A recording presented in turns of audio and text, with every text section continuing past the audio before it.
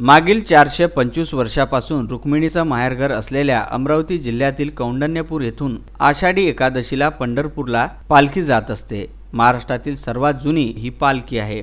या कोरोना विषाणूचा वाढता संसर्ग बघता पंढरपूर येथे मानाच्या 5 पालख्यांचं आगमन होणार आहे। रीतसर परवानगी ही दिली। रुक्मिणीच्या माहेरहून दरवर्षी साडी चोळी, नैवेद्य आदी जात असतो। मात्र यावर्षी विदर्भातील पालख्यांना परवानगी नसल्याने कौंडण्यपूर येथील विठ्ठल रुक्मिणी संस्थानने नाराजी व्यक्त केली आहे। विदर्भातील सर्वात जुन्या पालखीला विशेष परवानगी देण्यासाठी विठ्ठल रुक्मिणी संस्थानने प्रशासनाकडे मागणी केली आहे। परवानगी मिळाल्यास नियमांचं पालन करून पालखी काढण्यात येईल, असं विश्वस्त वारकरी गणेश शेटे यांनी विदर्भ न्यूजला सांगितलंय।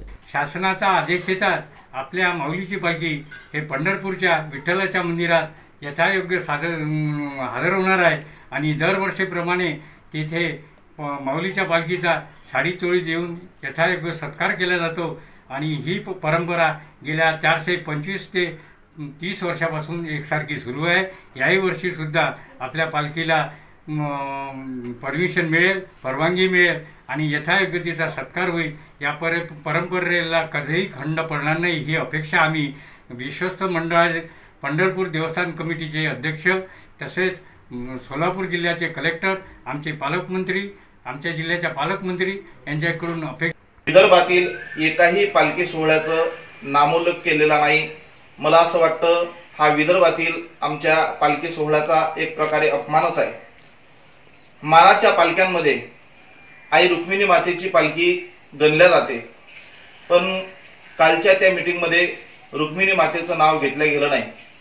एवढंच नाही, पौर्णिमेच्या दिवसाला रुक्मिणी मातेची पालखी भगवंताच्या मंदिरात नेल्या जाते।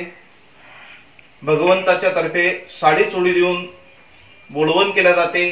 त्यानंतर आई रुक्मिणी मातेच्या पादुका भगवंताच्या चरणाच्या जवळ ठेवल्या जातात। चेतन कोठारी, विदर्भ न्यूज, अमरावती।